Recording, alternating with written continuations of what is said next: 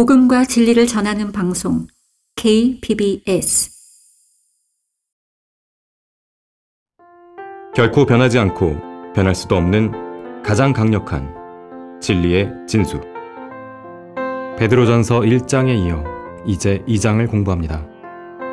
베드로전서 2장 1절부터 8절 말씀 속에 나오는 거듭난 그리스도인의 합당한 행실, 그리고 버려야 할 5가지에 대해 배워봅니다. 성경침례교회 박승용 목사입니다. 자, 1절 말씀부터 보시면요. 그러므로 모든 악의와 모든 속임수와 위선과 시기와 온갖 비방하는 말을 버리고 갓난아기들로서 순수한 말씀의 젖을 사모하라. 이는 너희가 그것을 인하여 자라게 하려 함이니라. 자, 말씀의 젖을 통해서 자라가라는 명령이 나오죠. 우선 여기 1절에서는 거듭난 그리스도인, 살아있고 영원히 거하는 하나님의 말씀으로 거듭난 그리스도인이 버려야 할 5가지 대상에 대해서 이야기합니다. 첫 번째로 악의를 버려야 했어요. 악의. 자, 악의가 뭡니까? 이 나쁜 일만 생각하는 것이에요. 이 나쁜 짓만 하고 싶어 하는 것입니다. 이것은 저주받을 생각이죠. 어떻게 해서든지 다른 사람에게 해를 끼치고 싶어 하는 그런 모든 나쁜 생각, 나쁜 행동들을 일컬어서 악이라고 이야기를 합니다. 우리는 반드시 이런 악의를 버려야 되는 것이죠. 베드로뿐만 아니라 사도 바울도 그 부분을 적시했는데, 에베소서 4장 31절에 보니까요, 모든 신랄함과 분개와 분노와 고함 지르는 것과 욕설을 모든 악의와 함께 너희로부터 버리라 그랬어요. 또 골로새서 3장 8절에서도요, 이제는 너희가 이 모든 것, 즉 분노와 성냄과 악의와 하나님을 모독하는 것과 너희 입에서 나오는 추잡한 말을 벗어버리라 그랬습니다. 자, 두 번째로 버려야 될 것은 속임수입니다. 속임수는 진실을 거역하는 것이에요. 진실을 거스르는 것입니다. 진실에 대한 반역이라고 볼 수 있어요. 진리에 역행하는 모든 것입니다. 자, 그것이 속임수입니다. 자, 속임수는 악의도 마찬가지겠지만 사탄의 대표적인 속성이죠. 특히 성경은 마귀를 가리켜서 온 세상을 미혹하는 자라고 했어요. 온 세상을 미혹한다. 사탄인 옛 뱀은 그의 간계로 최초의 인류였던 이브를 속였죠. 그 이후로 지난 6천년간의 인류 역사 속에서 모든 사람들을 계속 미혹해 오고 있는 것입니다. 자, 우리는 마귀에게 속아서는 안 됩니다. 마귀의 세력들에게 속아서는 안 됩니다. 또 자기 자신에게 스스로 속아서도 안 돼요. 자기 자신에게 속으면 안 됩니다. 또한 자기 자신을 속여서도 안 되고 또 다른 사람을 속여서도 안 되는 것이죠. 어떠한 형태로든지 속이는 자가 되어서도 안 되고 속는 자가 되어서도 안 되는 거예요. 속는 자는 반드시 그 사람이 손해를 보는 거예요. 아무리 나를 속이려고 하는 사람이 있다 하더라도 내가 안 속으면 됩니다. 올바른 영적 분별력을 가지고. 다른 사람이 나를 속이니까 나는 속았습니다. 결국 손해보는 건 누구예요? 그 사람입니다. 속는 사람만 손해봅니다.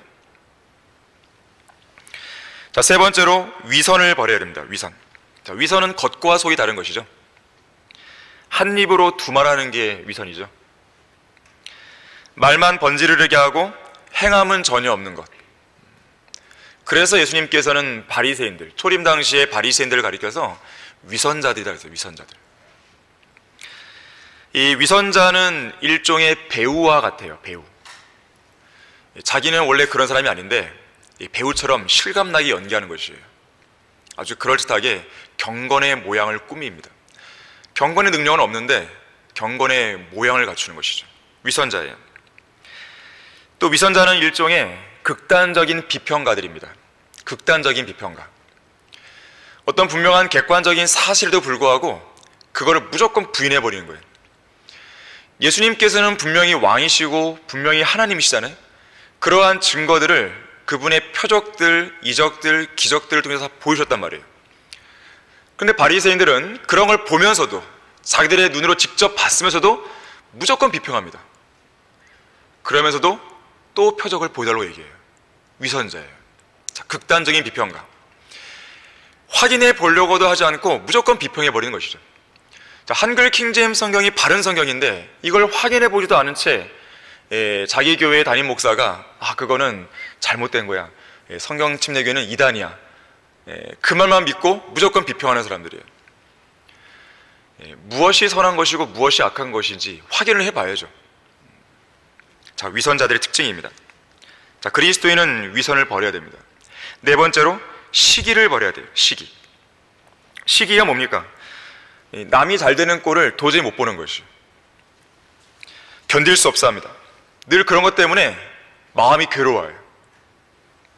마음이 불편해요. 더 나아가서는 어떻게 해서든지 그런 잘 되는 모습을 보이면 무조건 깎아내려고 합니다. 결국 그렇게 하는 목적이 뭘까요? 자기가 잘났다는 걸 보여주기 위한 것이에요. 사탄인 루시퍼가 지닌 근원적인 문제가 바로 이것이었습니다. 시기. 이사야 14장 13절과 14절에서는 이렇게 말씀해요. 이는 내가 내 마음속에 말하기를, 하나님께서 이 루시퍼에 대해서 이야기하시는 거예요. 내가 하늘에 올라가서 내가 내 보좌를 하나님의 별들보다 높일 것이요 내가 또한 북편에 있는 회중의 산 위에 앉으리라. 내가 구름들의 높은 곳들 위로 올라가 내가 지극히 높으신 분같이 되리라 하였습니다. 자, 마귀가 교만하게 된 그 기저에는 시기심이 있었습니다. 하나님을 시기한 것이죠.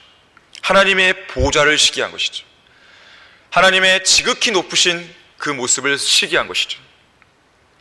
바로 거기에서 교만이 비롯됐습니다. 교만이 싹텄어요. 자, 시기라고 하는 것은 대부분 좌절된 야망에서 비롯돼요. 뭔가 야망이 있는데 그게 좌절됐어요.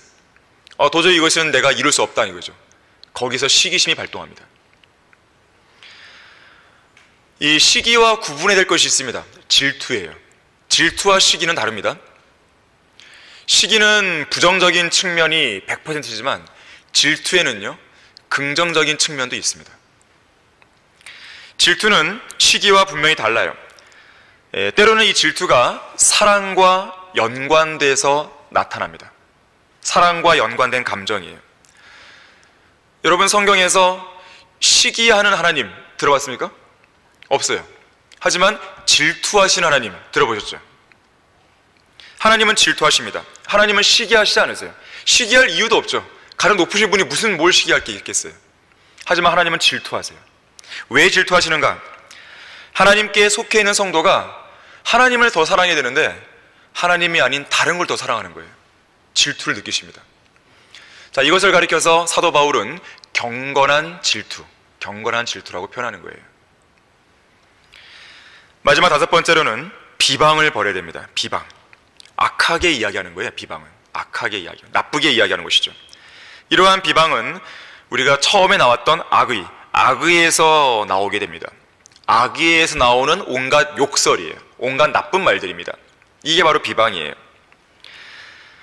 누군가를 시기하기 시작하면요, 비방하기도 시작합니다. 비방은 또 시기에서 나오는 것이에요. 자, 그리스도인은 이상 5가지 대상을 버려야 됩니다. 그 대신에 간절히 추구하고 사모해야 할 대상이 있는데 바로 순수한 말씀의 저지라고 2절에서 말씀하죠. 베드로전서 1장 23절에서는 하나님의 말씀을 씨로 비유했어요. 씨. 여기서는 젖으로 비유하고 있습니다. 자, 순수한 말씀의 젖을 사모해야 하는 이유는 아주 분명합니다. 성장하기 위해서요. 성장.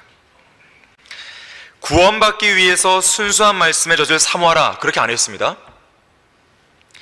이미 영원히 썩지 않는 말씀의 씨로 거듭나서 영적 생명이 새롭게 태어났기 때문에 그러한 성도는 말씀의 젖에 대해서 갈급함이 생깁니다. 그 속에서. 그런 갈급함 속에서 말씀의 젖을 사모하고 섭취를 해야 영적 생명은 성장할 수가 있어요. 자, 성장을 위해서 사모하라고 그러는 것이에요. 구원받기 위해서 하라는 것이 아닙니다. 이미 구원을 받은 것이에요. 그런데 변개된 개역성경은 이것을 구원과 연관시켜서 변개시켜놨어요. 이렇게 되어 있습니다. 갓난 아이들 같이 순전하고 신령한 자를 사모하라. 신령한 게 도대체 뭐예요? 이는 이로 말미암아 너희로 구원에 이르도록 자라게 하려 함이라. 심각한 변개입니다. 구원에 이르도록 자라게 한다. 다시 말하자면 하나님의 말씀을 사모해야 되는 그 이유가 성장하기 위한 것에 있지 않고 구원받기 위한 것에 있다고 변개시켜 버렸어요. 행위 구원이 나와버린 것이죠. 자, 말씀의 젖은 성장을 위한 필수 요소예요. 특히 여기 본문 2절에서는 갓난아기들이 나옵니다. 자, 갓난아기들은 성장하기 이전에 최초의 모습이에요. 이제 갓 태어난 아기죠. 이제 갓 성령으로 태어난 그리스도인들 말하는 것이죠. 아직은 성장하기 이전에 그 처음 본래의 모습입니다. 자, 우리는 다 누구나 성장하기 전에 그러한 상태를 경험하게 되죠. 예수 그리스도 안에 있으면 누구든지 어떻게 돼요? 새로운 피조물이죠. 새로운 피조물로서 새롭게 태어난 거예요. 갓난아기. 자, 갓난아기는 이 상태에 머무르면 안 되고 성장해야 돼요. 갓난아기로 태어난 것이 살아있고 영원히 거하는 하나님의 말씀을 통해 이루어졌듯이 성장하는 건 역시나 살아있고 영원히 거하는 하나님의 말씀, 순수한 말씀의 저주로 이루어져야 되는 것이죠. 성경에는 거듭난 성도의 성장 단계에 따라서 그 계층을 8단계로 구분합니다. 7단계로 나누기도 하지만 저는 8단계로 구분하려고 합니다. 우선 여기 본문에서 첫 번째 단계가 갓난아기예요. 갓난아기. 이제 갓 태어난 아기입니다. 여기서 조금 더 성장하면요, 이 갓난, 이제 막 태어난 이 모습을 벗어버리게 됩니다. 그래서 이 갓난이란 말이 빠져버려요. 그냥 아기들.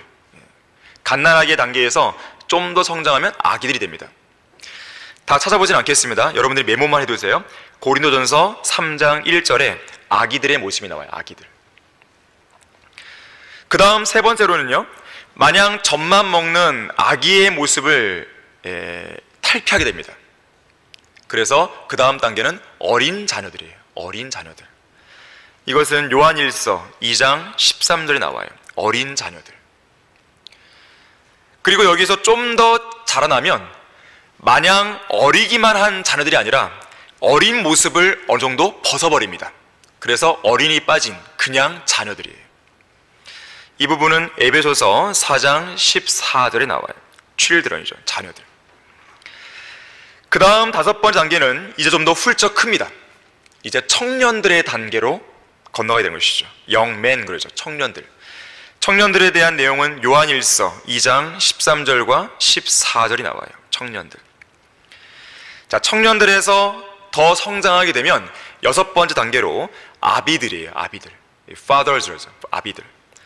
같은 구절에 나옵니다. 요한일서 2장 13절 14절에서 아비들이 등장합니다. 그리고 7번째로 좀 더 성장하면 어느 정도 연륜을 갖춘 장로들이 나와요. 장로들. 엘더스죠. 장로들. 베드로전서 5장 1절이 나오죠. 장로들. 그리고 마지막 8번째 단계는 아주 원숙한 모습입니다. 노인들이에요. 노인들. 나이 많은 자. 빌레몬서 1장 9절입니다. 빌레몬서 1장 9절에서 나이 많은 자, 노인들의 단계에 들어오게 되는 것이죠. 자, 이 8가지 단계 중에서 여러분은 지금 어느 단계에 와 있는 것 같습니까? 자, 이 시간에 여러분 각자에게 제가 지금 드리는 3가지 질문을 스스로에게 한번 해보세요. 첫 번째 질문입니다. 여러분은 예수 그리스도를 믿고 구원받은 이후로 지금까지 계속해서 꾸준히 성장해 왔습니까? 계속해서 꾸준히 성장해 왔습니까? 두 번째 질문이에요. 지금도 현재 앉아있는 이 시간에도 여러분은 지금 영적으로 성장하고 있습니까? 자, 마지막 질문입니다. 여러분에게는 주님 안에서 성장하고 싶은 열망이 있으십니까? 아니면 성장에 관해서는 아예 관심이 없습니까? 한번 스스로에게 물어보십시오. 인도 메갈라야라고 하는 마을에는요, 제리 링도라는 이름의 39세의 청년이 살고 있습니다. 그런데 이 청년은 키가 90cm예요. 90cm. 1m도 안 돼요. 몸무게가 15kg. 2살 이후로 성장이 멈춰버렸다고 합니다. 자, 이것이 만일 여러분 자신의 모습이라면 어떨까요? 가슴 아프겠죠? 눈에 보이는 육체의 성장이 멈춘 것을 보고 안타까워하지 않을 사람이 있겠습니까? 다 안타까워합니다. 그런데 눈에 보이지 않는 영적 성장이 멈춘 것에 대해서 안타까워하고 슬퍼하는 사람은 그렇게 많지 않은 것 같아요. 이것이 심각한 부분이죠. 자, 그리스도인에게는 육체적인 성장뿐만 아니라 영적인 성장도 매우 중요합니다. 우리 다 같이 히브리서 5장 12절 한번 찾아보겠습니다. 히브리서 5장 12절입니다.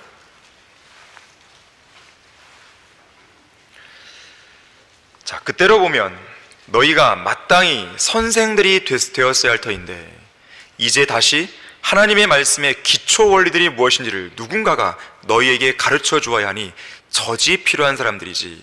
자, 비록 갓난아기는 아니지만 아기들의 모습이죠. 단단한 음식을 필요로 하는 사람들은 되지 못하는도다. 젖을 사용하는 자는 누구나 의의 말씀에 능숙하지 못하나니 이는 그가 아기이기 때문이요.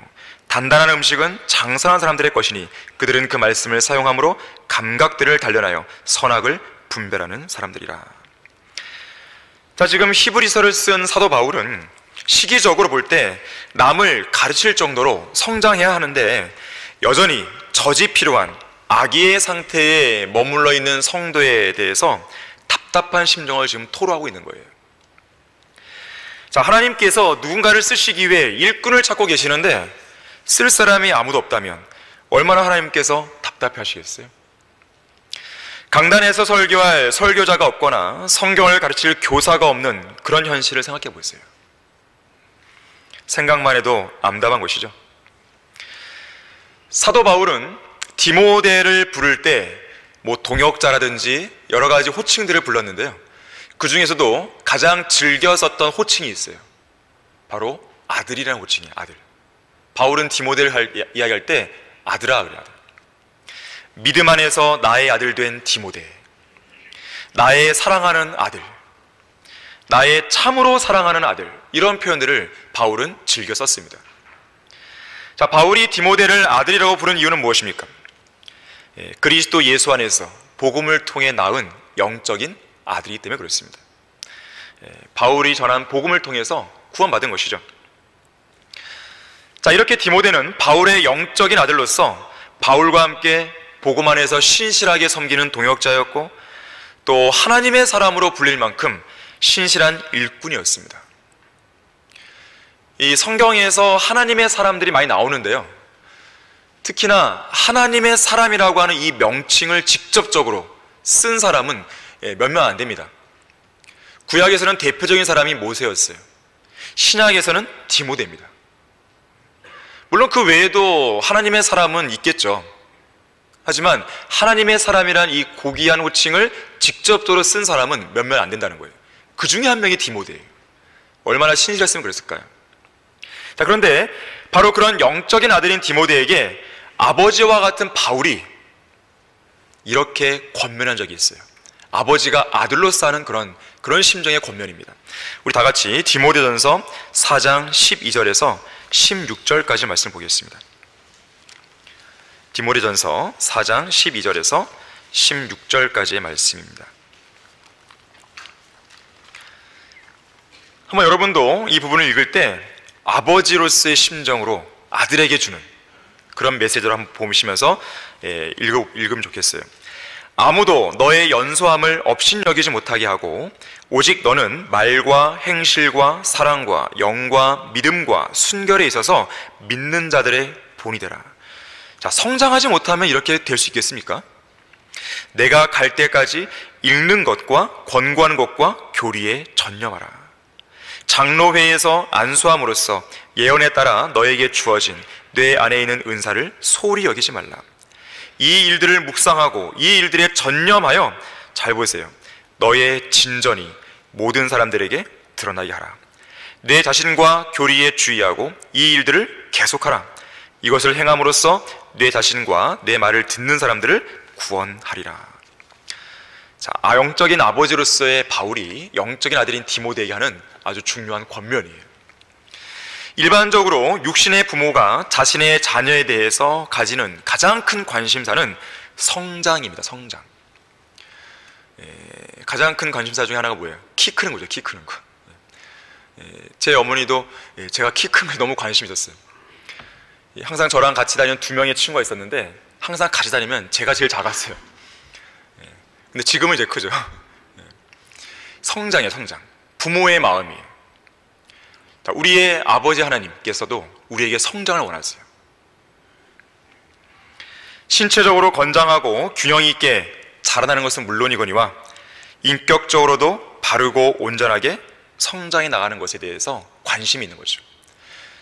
하지만 그리스도인 부모에게는요, 한 가지 더가 있죠. 내 아이가 구원받고 영적으로 잘 성장하는 것이에요. 우리 서울 크리스찬 중고등학교의 목표는 믿음과 실력을 겸비한 인재를 양성하는 거예요. 자, 실력을 키우는 것도 중요하지만 그 앞서서 뭐가 필요해요? 믿음이에요, 믿음. 믿음을 잘 자라나게 하는 것이 균형 있는 성장이죠. 자, 사도 바울에게도 디모데의 영적 성장에 대한 관심이 있었던 것이에요. 그래서 15절에서는 너의 진전이 모든 사람들에게 드러나게 하라 그런 것이죠. 육신에 따른 자녀들이건 영적으로 낳은 자녀들이건 자신의 자녀들이 성장하는 것을 보는 것만큼 보람 있고 기쁜 일은 없습니다. 여러분들이 누군가를 구령했어요. 구령했는데 그 구령한 그 사람이 성경을 열심히 읽고 또 잘 성장해서 밖으로 나가 거리에서 설교도 하고 구령도 하는 모습을 생각해 보세요. 정말로 기쁜 일입니다. 어떤 사람들은 대부분의 경우에는 내가 구령하고 거기서 끝나는 경우들이 많지만 어떤 경우에는 정말로 그 성도가 성장하는 것이죠. 자, 그 모습은요, 그 어떤 것과도 바꿀 수 없는 기쁨이에요. 저는 그러한 기쁨을 이 중고등부 학생들을 가르쳤을 때 느끼게 된 것이에요. 여러분도 그러한 기분을 느껴야 됩니다. 여러분이 단순히 거리 나가서 누군가를 구령하는 것, 여기에서만 만족할 것이 아니라 기회가 주어진다면 그 사람들을 잘 길러내는 거예요. 양육하는 것이에요. 물론 그 사람들을 이제 우리 교회에 데리고 와서 이런 시간들을 통해서 잘 성장하게 하는 것도 중요하겠지만 때로는 그것이 여의치 않을 때가 있잖아요. 못 올 경우가 있단 말이에요. 그렇다면 어떻게 하겠어요? 계속 만남은 유지가 되는데 교회는 나올 수 있는 형편이 못 돼요. 그럼 여러분으로서 어떻게 하겠습니까? 어떻게든지 여러분이 알고 있는 지식을 알려주려고 노력하는 것이죠.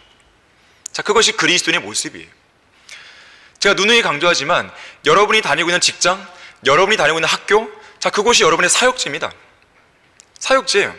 거기서 할 수 있는 한 여러분에게 주어진 그 기회를 따라서 복음도 전하고 진리의 지를 양육하는 것이에요.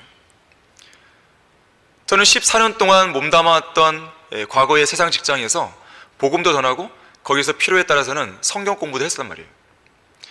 여러분에게 주어지는 그 기회 속에서 하시면 됩니다.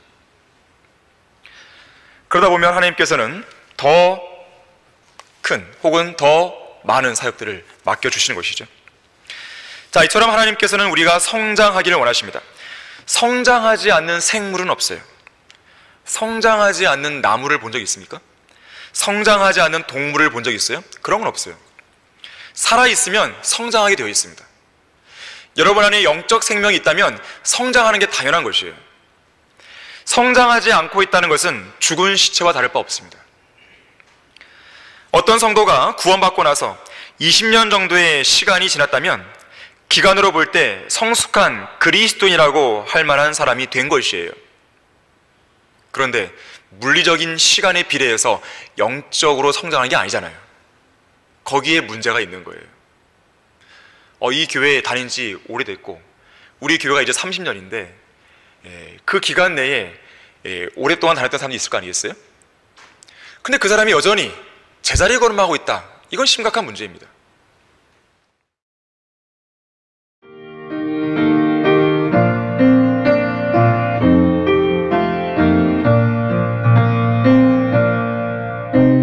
복음과 진리를 전하는 방송 KBS.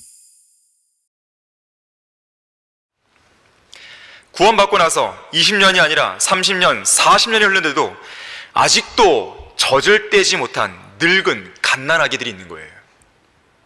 반면에 거듭난 지 5년밖에 안 됐는데 얼마나 많은 시간을 성경을 읽고 공부하는 데 투자했던지 그 성숙도가 장로급에 도달한 젊은이들이 있는 것이죠. 제가 말하는 장로급은 세상 교회 그런 장로급이 아니에요. 아까 엘더즈. 자, 어쨌든 그리스도인으로서 거듭난 갓난아기는 말씀의 젖을 먹지 않고는 자랄 수가 없습니다. 성장을 위한 노력, 쉬어서는 안 됩니다. 게을러서도 안 돼요. 꾸준히 지속해야 됩니다. 여러분 각자의 책임이에요. 성령의 능력과 성경 말씀 안에서 성장할 수 있도록 노력을 기울이셔야 돼요. 시간을 투자해야 됩니다. 부단히 성경에 시간을 투자하시고, 기도하는 데 시간을 투자하시고, 구령하는 데 시간을 투자하시고, 하나님의 사역과 연관된 일이라면 여러분이 할 수 있는 범위 내에서 직접적으로나 간접적으로 하시는 거예요. 하나님의 일은 찾아서 하는 것입니다. 주어질 때까지 기다리는 게 아니에요. 때로는 주어지기도 하지만 때로는 찾아 나서야 되는 것이죠. 여러분들이 물으셔야 돼요. 하나님께. 하나님, 제가 남은 생애를 어떻게 하면 되겠습니까? 제가 주님을 위해 살고 싶은데 어떻게 하면 좋겠습니까? 저에게 뜻을 보여주십시오. 저에게 알려주십시오. 제가 그 일을 하겠습니다. 왜 그런 말을 하나님께 말씀을 못 드린 것이죠? 정말로 그걸 시킬까봐 두렵습니까? 그래서는 안 됩니다. 그리스도인은 하나님의 뜻을 구하셔야 됩니다. 개인적으로 그날 해야 할 뜻도 있겠지만 하나님께서 여러분의 인생 전반을 향해 갖고 계신 그 뜻이 무엇인지를 아셔야 됩니다. 그래야만 시간을 낭비하지 않을 수 있어요. 자, 다시 베드로전서 1장으로 들어오시면 3절 말씀에서 그렇게 함으로 너희가 주의 인자하심을 맛보았느니라 그랬어요. 자, 그렇게 함으로가 뭐예요? 말씀의 젖을 사모함으로 라는 뜻이죠.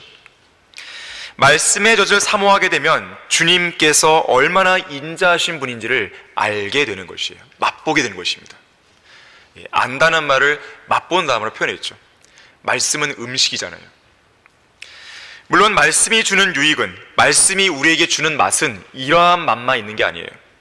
때로는 주님의 능력을 맛보게 됩니다. 주님의 위대하심을 맛봅니다. 주님의 자비하심을 맛보는 것이에요. 주님의 은혜와 주님께서 나를 돕는 손길을 맛보게 되고, 주님이 주시는 위로와 승리와 또 권고를 맛보게 되는 거예요. 때로는 단맛을 보게 되고 때로는 쓴맛도 보는 것이죠. 때로는 강력한 책망을 듣기도 하고 때로는 강력한 위로를 받기도 하는 거예요. 자, 이런 다양한 맛을 여러분들은 보셔야 됩니다. 때로는 젖의 맛도 있겠지만 때로는 꿀의 맛도 느끼게 되는 것이고, 때로는 사과의 맛도 느끼게 되는 것이고, 때로는 고기의 맛도 느끼게 되는 것이에요. 그런 다양한 맛을 여러분은 섭취하셔야 됩니다. 맨날 젖만 먹겠습니까? 그래서는 성장이 더딘 거예요. 여러분이 하나님의 말씀을 맛볼 수 있는 상황이라고 한다면 될 수 있는 한, 할 수 있는 한 그 시간에 투자를 해야 되는 것이에요. 여러분의 하루 계획 속에 성경을 공부하는 시간이 따로 떼어져 있습니까? 따로 떼어 놓으셔야 돼요. 말씀을 읽는 것뿐만 아니라 말씀을 공부하기 위한 시간을 따로 떼어 놓으세요. 내가 신학교에서 공부할 수 없다고 한다면, 내가 연수원에 와서 공부할 수 없다고 한다면 최소한 내가 올해에 어떤 책 한 권이라도 읽겠다, 주석서 한 권 내가 공부하겠다, 그런 계획 세울 수 있잖아요. 얼마든지 할 수 있습니다. 저도 대학교 다닐 때 요한계시록 한 권을 들고 내가 올해는 이걸 공부하겠어, 그런 계획을 세우고 실천에 옮겼습니다. 얼마든지 여러분이 공부하고 싶은 마음만 있다면 할 수 있습니다. 못하는 게 아니에요. 자, 이어지는 4절에서는 사람들로부터는 정령 버림받았으나 하나님께는 택하심을 받은 귀중한 산 돌이신 예수 그리스도시죠. 그분께 나와서 너희도 산 돌들로서, 자, 우리도 돌들이에요, 영적인 집으로 지어지고 예수 그리스도로 인하여 하나님께서 기뻐하실 영적인 제물들을 드리는 거룩한 제사장이 되니라. 자, 여기에 영적인 집, 영적인 제물들이 나오는 것이죠. 그러므로 성경에도 이런 말씀이 있으니 보라, 내가 택한 귀중한 모퉁이 돌을 시온에 두노니 그를 믿는 사람은 수치를 당하지 아니하리라고 하였느니라. 그러므로 믿는 너희에게는 그가 귀중하나 불순종하는 자들에게는 건축자들이 버린 그 돌이 모퉁이의 머릿돌이 되고, 예수 그리스도를 말씀하는 거죠. 또 넘어지게 하는 돌과 거치는 반석이 되었으니 곧 불순종함으로 말씀에 걸려 넘어지는 자들이니라. 그들은 또한 그렇게 되기로 정해졌느니라. 자, 돌에 관한 이 표현들이 많이 나오죠. 이 성경을 공부하는 방법 중 하나는 뭐냐면, 내가 어떤 본문을 내가 지금 공부한다 했을 때요, 이 본문에서 자주 반복되는 단어가 무엇인지를 먼저 보는 것도 유익한 공부 방법입니다. 자, 여기에 4절과 5절에 보게 되면 산돌이 나오고, 단수죠. 산돌들, 복수 형태가 나옵니다. 산돌은 예수 그리스도시고, 산돌들은 순수한 말씀의 젖을 먹고 성장해가는 그리스도인들입니다. 성경에서 예수 그리스도께서는 일종의 돌로 상징되죠. 여기 특별히 본문에서는 살아있는 돌이다, 산돌이다, 리빙스톤이다 그랬어요. 리빙스톤. 또 4절에서는요, 살아있는 돌이면서도 버림받은 돌이다 그랬어요. 버림받은 돌. 예수님께서 버림받으셨어요. 언제 버림받았습니까? 십자가 사건 때 버림받았죠. 누구로부터 버림받았습니까? 일단 첫 번째는 사람들로부터 버림을 받았죠. 그분의 백성인 유대인들로부터 버림을 받은 것이에요. 그리고 또 누구로부터 버림받은 거예요? 하나님으로부터 버림받았어요. 그래서 예수님께서 십자가에 달리셨을 때 나의 하나님, 나의 하나님, 어찌하여 나를 버리셨나이까? 그랬어요. 예수님께서는 평소처럼 나의 아버지시여 이렇게도 못 불렀어요. 나의 하나님. 자, 이것은 완전한 한 인간으로서 버림받으신 예수 그리스도의 모습을 잘 보여줍니다. 전 인류를 대신해서 기꺼이 하나님의 진노의 단을 받으시고 하나님으로부터 버림을 받으신 거예요. 자, 하지만 그렇게 버림받고 죽으셨지만 하나님께서는 다시 예수님을 무덤에서 일으키시죠. 그리고 지극히 높이셨죠. 그리고 모든 이름 위에 있는 한 이름을 주셔서 귀중한 산돌이 되게 하셨습니다. 다시 말하자면 예수님께서는 하나님께 택하심을 받은 돌이에요. 6절에 나오듯이 내가 택한 그랬어요. 택함을 받은 돌이고 귀중한 돌이죠. 내가 택한 귀중한 모퉁이 돌이다 그랬어요. 또 7절에 보니까 믿는 성도들에게도 귀중하다고 이야기합니다. 하나님께도 귀중하고 믿는 성도에게도 귀중한 것이죠. 자, 귀중한 모퉁이 돌이에요. 그러면서 6절에서는 그분을 믿는 사람은 결코 수치를 당하지 않는다. 자, 우리는 예수를 믿고 있기 때문에 우리는 수치를 당하지 않습니다. 자, 이와 연관해서요, 이사야 28장 16절 한번 찾아보겠습니다. 이사야 28장 16절 보시면요,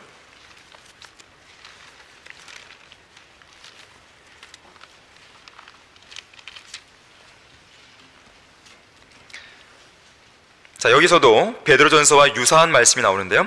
그러므로 주 하나님이 이같이 말하노라. 보라, 내가 시온에 한 돌을 기초로 두었나니 시험받은 돌이요 귀한 모퉁이 돌이며 단단한 기초라. 믿는 자는 다급하게 되지 아니하리라. 아까는 수치를 당하지 않는다고 했고 여기서는 다급하게 되지 않는다고 했어요. 자, 여기서는 예수님을 기초라 했어요. 기초석이죠. 주춧돌. 기초석은 건물의 토대가 되는 돌이죠. 보통 이 사각형 모양의 건물, 이 사각형 모양의 건물 네 귀퉁이가 있을 거 아니겠어요? 네 귀퉁이 중에서 보통은 앞쪽에 오른쪽 모퉁이, 오른쪽 귀퉁이, 바로 그 맨 아래쪽 짐에다가 기초석을 놓게 되는 것이죠. 또한 시험받은 돌이에요. 시험받은 돌. 귀한 모퉁이 돌이다. 단단한 기초다. 단단한 기초. 다시 베드로전서 2장 7절로 오시게 되면 예수님께서는 건축자들이 버린 돌이다 그랬어요. 건축자들이 버렸다. 모퉁이의 머릿돌이다. 8절에서는 넘어지게 하는 돌이다. 그리고 거치는 반석이다. 자, 반석은 예수님이십니다. 반석은 베드로가 아니에요. 반석은 예수님이세요. 분명하게 정의를 내리는 것이에요. 베드로 자신도 내가 반석이야 이렇게 안 했단 말이에요. 반석은 예수님이시다. 사도 바울도 그랬죠. 사도 바울도 고린도전서 10장 4절에서 반석을 예수 그리스도로 말씀합니다. 자, 그래서 믿지 않는 자들, 즉 불순종하는 자들에게는 실족하게 하는, 곧 넘어지게 하는 돌이고 거치는 반석이 되십니다. 실제로 유대인들은 예수님을 믿지 않았잖아요. 불순종했잖아요.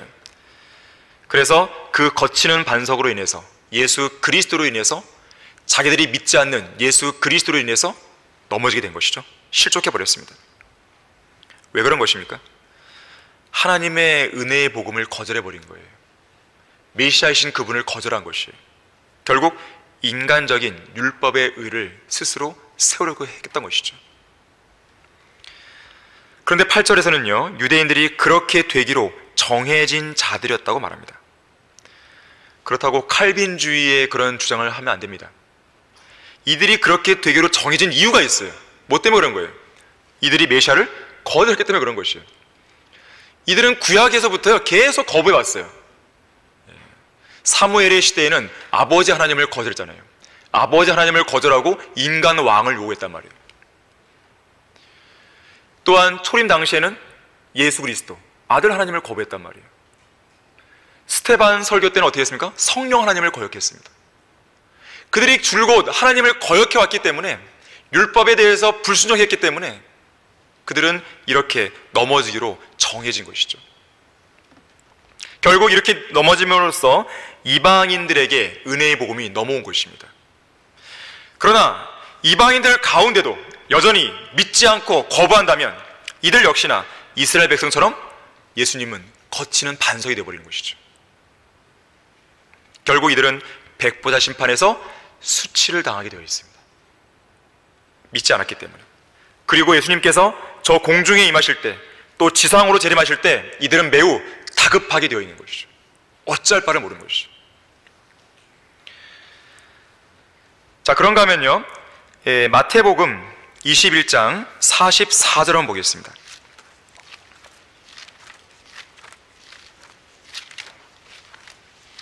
자, 우리는 계속해서 예수님을 돌로 표현한 그 구절들을 좀 보고 있는 것이에요. 성경에는 많이 나옵니다. 마태복음 21장 44절을 보시면, 또 누구든지 이 돌 위에, 예수 그리스도시죠, 떨어지는 사람은 부서질 것이요. 자, 걸려 넘어지는 것이에요. 자, 이것은 시기적으로 초림때를 말해요. 초림때. 초림때의 유대인들이 이 돌 위에 떨어진 것이죠. 그리고 결국 걸려 넘어져서 그들 스스로 넘어지고 깨지고 부서져 버린 것이죠. 반면에 이 돌이, 이번엔 돌이 떨어집니다.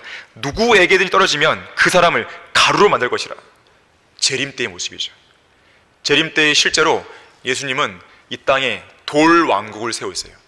다니엘 2장 44절 나오듯이 손으로 다듬지 않은 그 돌이 이방인의 그 형상을 쳐버리잖아요. 이방 민족들을 아예 쳐버리는 것이죠. 멸망시킵니다. 그리고 그 돌이 태산을 이룹니다. 돌 왕국, 천년 왕국을 세우시는 거예요. 자, 초림과 재림을 설명하고 있는 것이죠. 자, 반면에 베드로전서 2장 5절로 다시 오시게 되면, 산돌이 예수 그리스도라면 산돌들은 그리스도인들입니다. 이 살아있는 돌들이 모여서 무엇을 구성합니까? 영적인 집으로 구성되는 것이죠.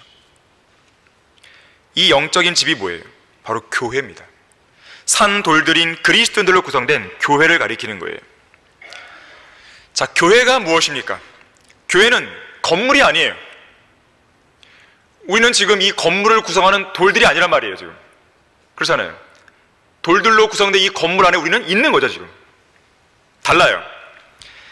또한 교회는 소위 말하는, 사람들이 흔히 말하는 어떤 건물을 지칭하는 그런 성전이 아니에요. 교회를 건축한다고 할 때 소위 성전 공사를 한다고 말하는 사람이 있는데, 그보다도 무식한 말도 없어요. 또한 교회는 왕국이 아닙니다. 성경 어디에도 교회가 왕국이다 그런 말 한 적 없어요. 교회는 천국이 아니에요. 교회는 하나님의 나라도 아닙니다. 한편 흔히들 오해하듯이 교회는 로마 가톨릭이 아니에요. 로마 가톨릭은 자기네만이 유일한 교회라고 말합니다. 아니에요. 성경 어디에도 2000년의 교회에서 어떤 기간에도 그런 식의 교회는 없어요. 그들은 하나님의 교회를 흉내내는, 로마 가톨릭은 하나님의 교회를 흉내내는 가짜 교회예요. 더 정확히 말하자면 마귀들의 거처입니다. 더러운 영들의 소굴이에요. 사탄의 신부인 창녀입니다. 그들의 수장인 교황은 사탄의 일꾼이고 적그리스도의 예표예요. 또한 교회는요, 하나의 유기체이지 단순한 조직체가 아닙니다. 그 조직체에 속한 회원들의 권익을 도모하고 상호 교류를 장려하는 사회단체가 아니에요. 어떤 사람들은 교회에 보험팔러 오는 사람들이 있어요. 다단계 사업하러 오는 사람들이 있어요. 잘못된 것입니다. 교회를 그러려고 옵니까? 절대 그런 이야기를 교제의 장에 올려놓으시면 안 돼요.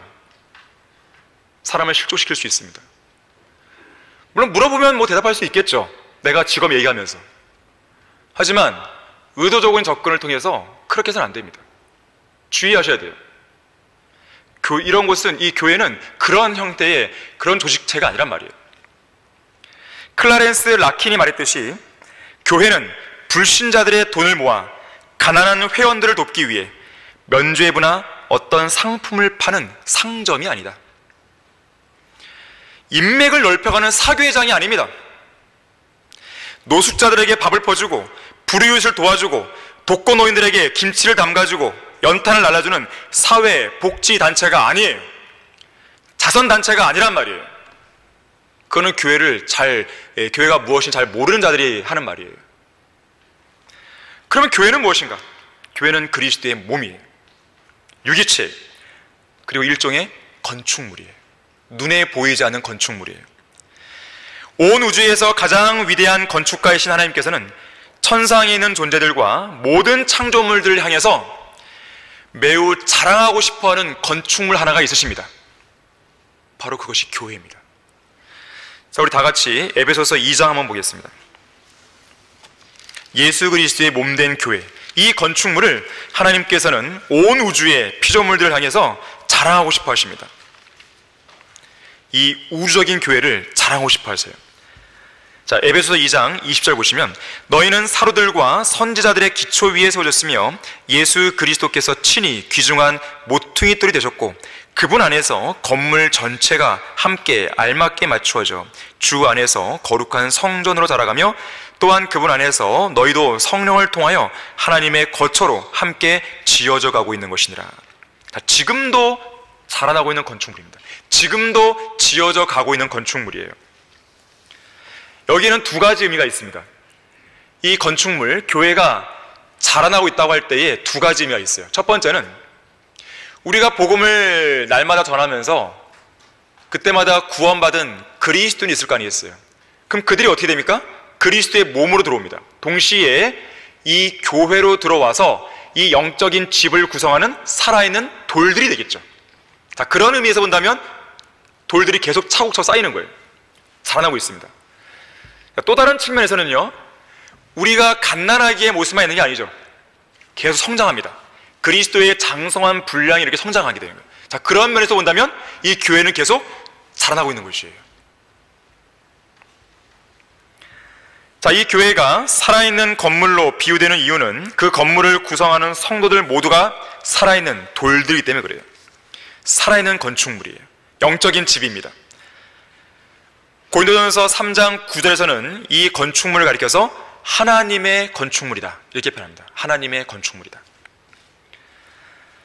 자, 한편 베드로전서 2장 5절에 따르면 이렇게 영적인 집으로 지어지고 있는 우리 모든 그리스도인은 하나님께서 기뻐하실 영적인 제물들을 드리는 거룩한 제사장들이라고 말씀합니다.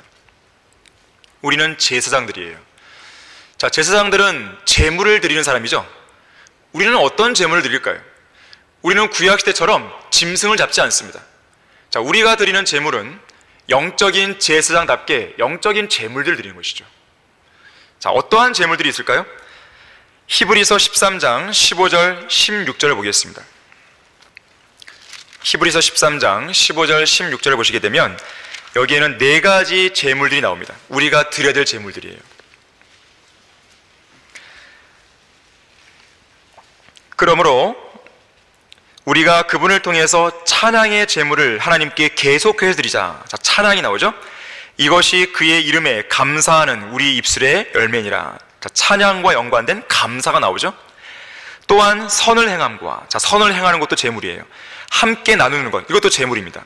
을 잊지 말자. 하나님께서는 그러한 제물들을 매우 기뻐하시니라. 자, 이러한 제물들 드리셔야 됩니다. 자, 또 있는데요. 두 가지를 더 언급하면 찾아보진 않겠습니다. 로마서 12장 1절에 보니까 그러므로 형제들아 내가 하나님의 모든 자비하심으로 너에게 권고하노니 너희 몸을 하나님께서 기뻐하시는 거룩한 산 제물로 드리라. 이것이 너희가 드릴 합당한 예배니라. 자, 여러분의 몸을 드리면 되는 거예요. 또 한 가지 있어요. 빌립보서 2장 17절인데요. 만일 내가 너희 믿음의 희생 제물과 봉사 위에 나를 드린다 해도 나는 기쁘고 또 너희 모두와 함께 기뻐하리라. 자, 믿음의 희생 제물이에요. 자, 믿음도 제물이에요. 자, 여러분들이 믿음을 하나님께 보여드렸을 때 제물을 드리고 있는 거예요. 자, 6가지 제물을 드릴 수 있습니다. 이러한 6가지 제물들을 드리는 영적인 제사장들이 되어야 되는 것이죠.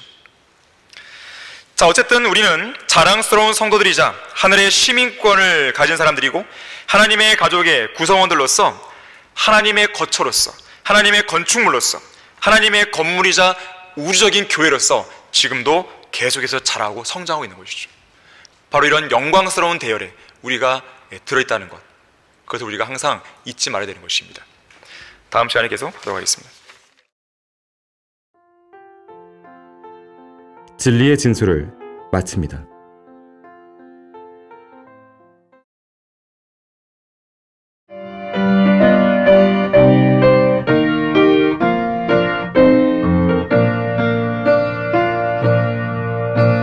복음과 진리를 전하는 방송 KBS